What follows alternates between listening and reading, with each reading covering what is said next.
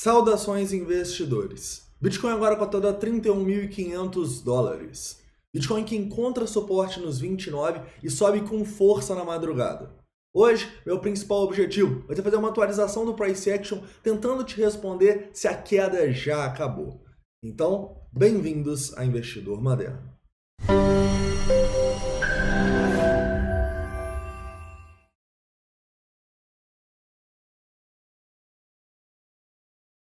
Investidores, hoje eu quero começar aqui no diário te relembrando a tendência de longo prazo e pontos importantes que o Bitcoin não pode perder e precisa romper acima para a gente voltar a acreditar numa alta mais consistente. Depois a gente vai no 4 horas, numa hora, nos 5 minutos e analisar não só o que nós temos para agora, mas o que aconteceu ontem, né? Afinal, a gente teve um rompimento para cima interessante, nós vamos falar sobre isso, não só de uma perspectiva técnica, mas também numa perspectiva de análise de sentimento. Primeiramente, falando mais de longo prazo, em indicadores como o Crypto Fear and Greed Index, que foi na mínima do ano, em 10. Vamos falar também sobre o outro Bitcoin Tools, que voltou aqui para ganância. E indicadores mais de Price Action, tá? Falando com vocês o que está acontecendo aqui agora, com o Long Short Rate, o CVD, as instituições, e o que aconteceu antes do nosso rompimento. Além disso, no vídeo de hoje, vamos falar um pouco sobre o S&P 500, que está quase na máxima histórica novamente. Então vamos lá. Investidores, antes de começar, se você ainda não sabe, eu estou utilizando meu Instagram pessoal para compartilhar informações sobre o Bitcoin Trading e mercados, tá? Eu vou deixar no primeiro link da descrição, mas você pode encontrar só procurando aí no Instagram, pablo.granier, tranquilo? Então vamos lá, investidores. Quero começar então no diário, relembrando para vocês que a situação do Bitcoin no diário ainda não é boa. Na verdade, o que eu consigo ver aqui é que estamos fazendo um pullback e acabamos por formar um padrão de continuação da baixa, bem feio aqui, que é um triângulo descendente, né? Triângulo descendente que tende a romper para baixo, ainda mais depois de uma pernada tão forte de queda igual a gente tem aqui.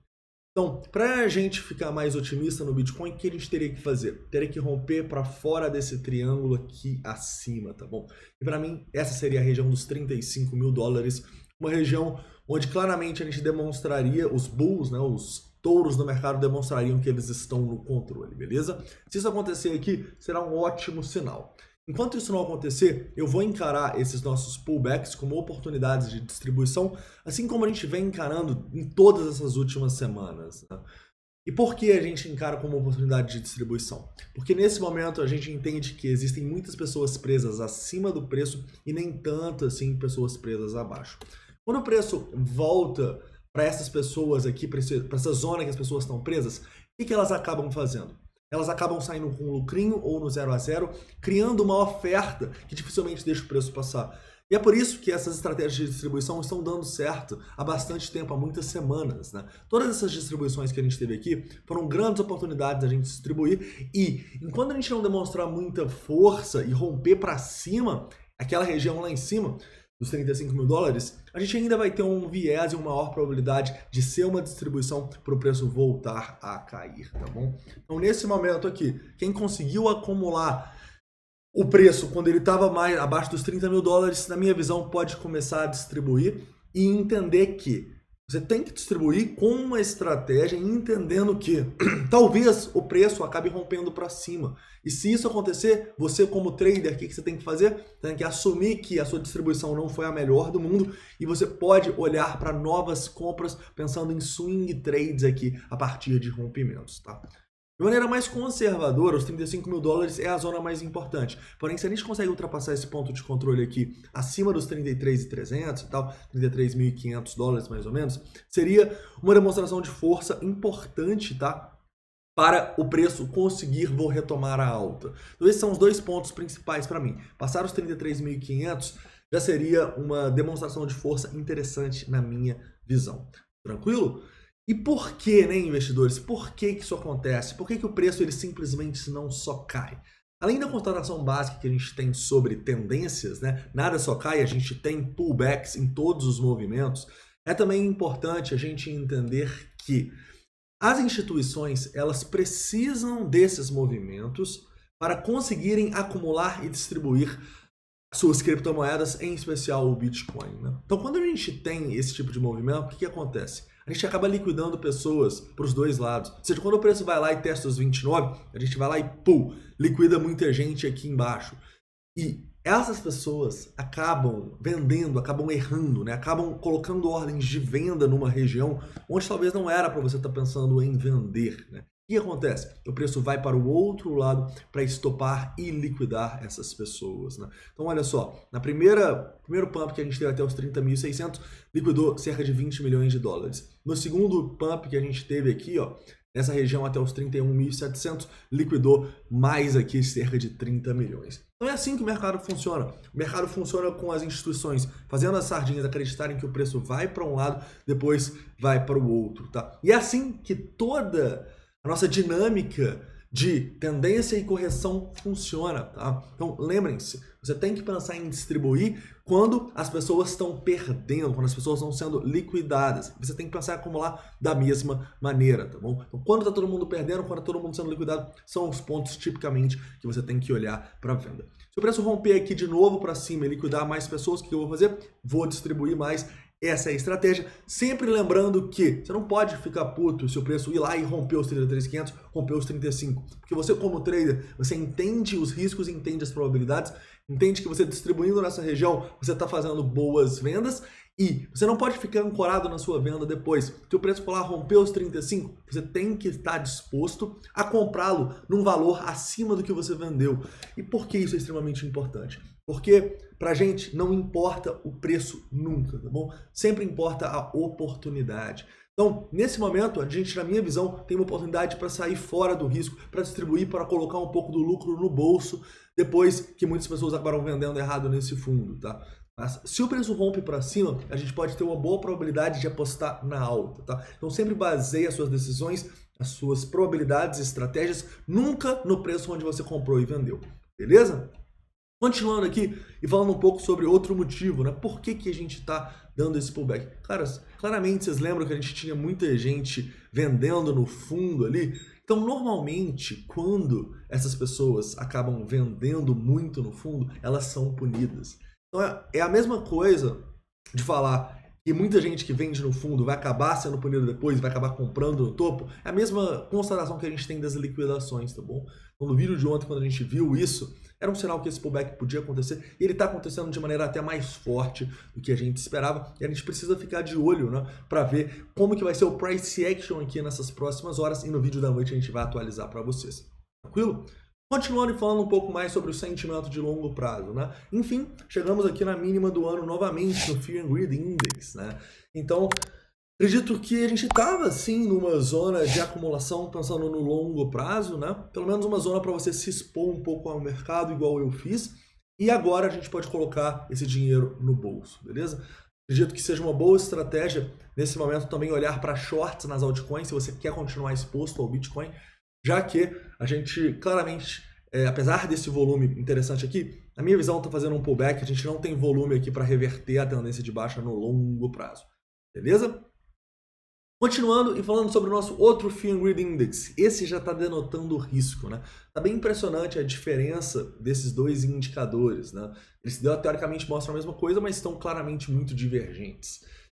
E, numa boa, eu tô levando mais em consideração esse nosso indicador aqui do Fear and Greed do Bitcoin Tools, porque ele que está ajudando a gente a distribuir em bons momentos quando a gente sobe um pouco, né? E, pô, até a propaganda sintomática aqui, né, cara? Pup Doge, olha isso, olha o mercado que a gente está vivendo hoje. Até a propaganda do Fear and Greed Index denota ganância pra gente. Então, eu acredito que a gente pode olhar para esses dois indicadores como forma complementar, tá? Esse indicador aqui como um bom ponto para a gente distribuir e esse quando vai para as mínimas do ano, um bom ponto para a gente pensar em acumular, não tanto quanto a gente acumularia se a gente estivesse no medo extremo aqui nesse indicador também, tá? Talvez esse seja um indicador que vai denotar melhor o fundo para a gente. Tranquilo?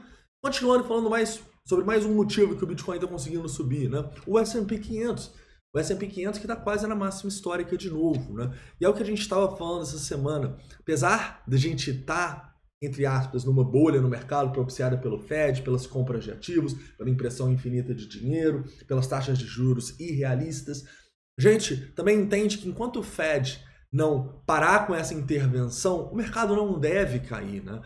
E é loucura a gente pensar diferente, porque olha quantas vezes a gente teve essas correções e o Fed simplesmente publicou alguma coisa, ou o Powell deu uma declaração e o preço volta a subir logo depois. Então é improvável que o preço volte a cair aqui, a gente tem uma recessão. A gente só sabe que em algum momento isso pode acontecer e o S&P 500 é um fator de risco que a gente tem que olhar sempre, tá bom? Se isso aqui começar a despencar, o Bitcoin pode cair muito mais do que as porcentagens do S&P, porque a gente é mais volátil. Então toma cuidado. Se a gente rompe essa máxima histórica aqui, é um bom sinal para o Bitcoin e para os mercados globais, né? Apesar da bolha, é um sinal de que a festa vai continuar, a farra ainda vai continuar por mais tempo, beleza? Então olho na máxima histórica ali, próximo dos 4.400 nos futuros do S&P. Continuando aqui, indo para uma análise um pouco mais de curto prazo, tá? Vamos começar aqui numa análise do 15 minutos. Eu acho importante, né, a gente destacar para vocês que ontem nos 15 minutos o preço formou uma consolidação aqui, não conseguiu romper para baixo os dois suportes que a gente destacou no vídeo, que era a região dos 29.200 e a região aqui dos 29.400 dólares, né? A gente conseguiu segurar e rompeu para cima, né? E é importante a gente destacar que foi um rompimento com um volume bem legal, correto? Então é um rompimento aqui que tipicamente pode ter esse pullback, porque a gente não só teve pode ter essa continuação do movimento, né? Mas não só porque a gente teve esse volume, mas a gente continuou sempre consolidando acima do preço aqui, até pumpar de novo, mesma coisa que a gente está fazendo aqui agora, tá? Então a gente está tendo uns voluminhos legais, então talvez esse nosso pullback vá até acima dos 32 e tal. Seria algo natural, caras. Afinal, veja aqui que a média do 4 horas, a gente não testa essa média desde o dia 11 de julho, tá? É isso que a gente está indo fazer agora, testar a média do 4 horas.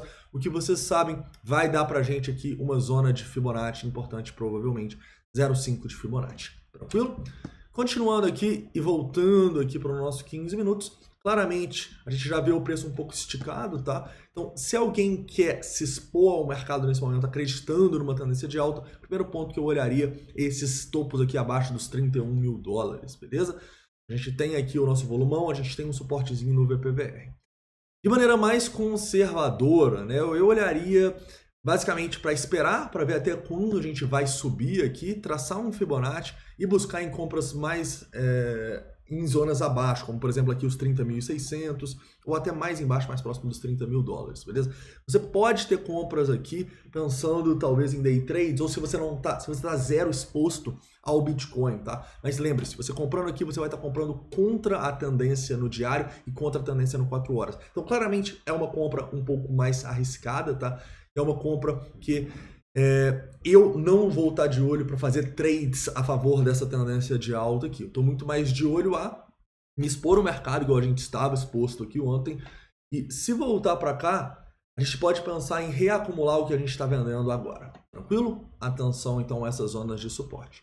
Continuando falando um pouco da nossa análise de sentimento. Análise de sentimento, a gente pode ver alguns pontos, né? Ontem a gente estava consolidando e os nossos indicadores de sentimento estavam apontando que as pessoas estavam acreditando para baixa. Então eu te pergunto, se os indicadores de sentimento, se a gente está numa tendência de baixa, e os indicadores de sentimento apontam que as pessoas estão acreditando que o preço vai cair, o que você faz? Estou falando em relação a trades. Você não faz nada. Por quê?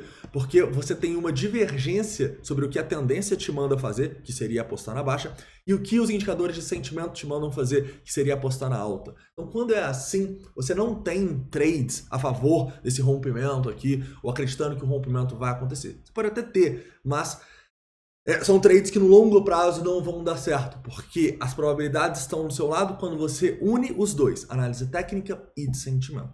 Tranquilo? Então, claramente, não era para você estar vendendo aqui com o sentimento apontando que as pessoas estão tentando, que as pessoas estão vendendo. Você tem que fazer o contrário da marada. Então, olha que interessante o que acontece aqui, não só no nosso rompimento, né, mas depois dele. Repara que em toda a nossa consolidação dos 29, a gente sai de um long short ratio de 2 e chega num long short ratio antes do rompimento abaixo de 1.3. Além disso, o nosso CVD está despencando, mostrando que as sardinhas estavam vendendo na consolidação.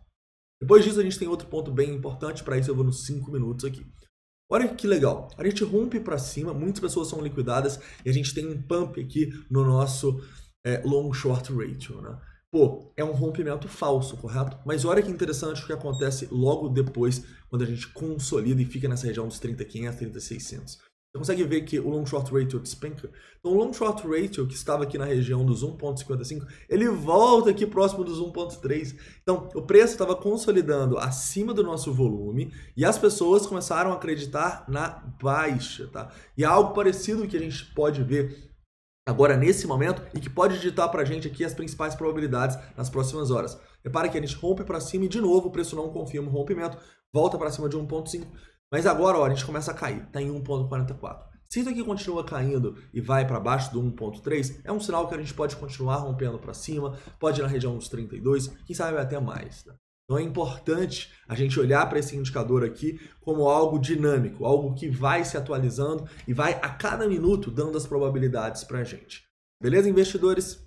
Caras, então é isso, tá? Para fazer um resumo aqui do que a gente está vendo hoje, realmente acredito que a gente continua numa tendência de baixa aqui no longo prazo e por isso eu estou mais de olho para distribuir nessa região que a gente está agora até essa região dos 33.500 dólares, tá?